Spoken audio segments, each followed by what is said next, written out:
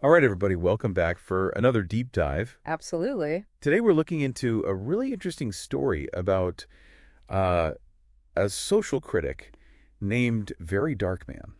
Yeah, Verydarkman's case has been all over the news lately, and it really does highlight some Right. important stuff about cybersecurity and frankly, about the risks that NGOs can face in this day and age. Yeah, definitely. And he's someone who is very vocal about, certain social issues in the country and holding people in power accountable. But then this whole financial mystery pops up. It's Yeah. like, whoa, what's going on here? Yeah, it's a strange case, and a lot of it is playing out in the public eye too, which always makes things a bit more interesting. Yeah, yeah, for sure. So just to give everyone like a little bit of background, we're talking about a significant amount of money allegedly stolen from his NGO's account, like a serious No, amount. you don't see this every day. We're talking about 180 million. That's a huge chunk of change. Right. And that's what makes it so bizarre is like he went on Instagram to announce this. It's not like he called a press conference or went to the authorities first or anything like that. It's an unusual move. You'd think you'd want to be a little more discreet with something like that. Maybe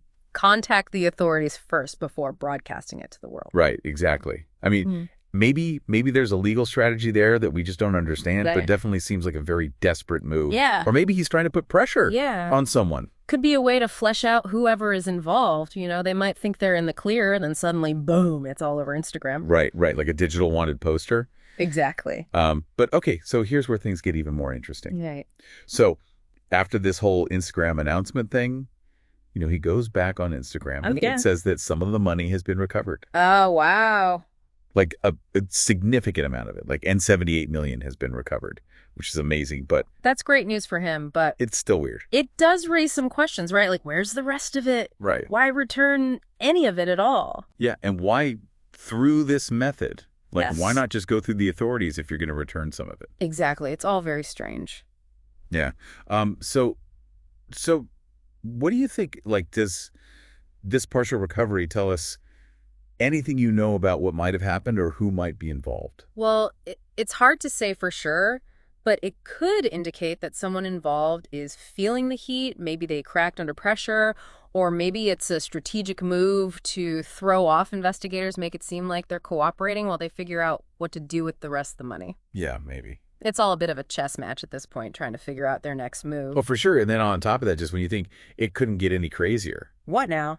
the suspect in this whole thing is saying that the rest of the money is with someone who fled to Ghana. Wow. Ghana. Okay. Yeah. So now we've got this potential international chase. That's interesting. Like, is he going to go to Ghana to try and get this money back? Yeah, I mean, you see this in movies all the time, right? The big international chase to recover stolen funds. Right. Exactly. But in reality, it's not that simple. I was going to say. Recovering assets internationally is incredibly complicated.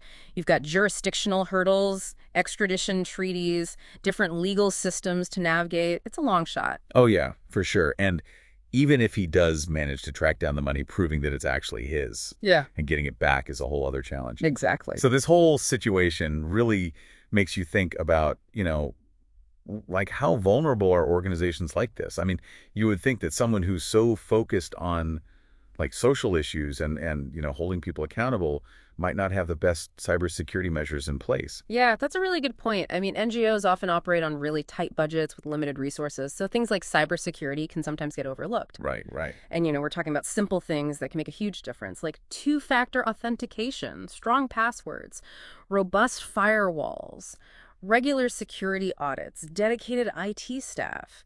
These things are crucial, but they can be expensive, and sometimes they just don't seem like a priority until something like this happens. Yeah, until it's too late, right?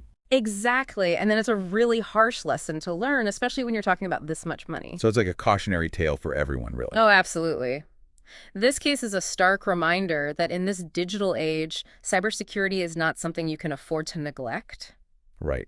Everyone needs to be paying attention to this. Everyone. All right, so to recap, we've got this social critic, a missing fortune, a partial recovery that raises more questions than it answers a suspect, pointing fingers all the way to Ghana, Right.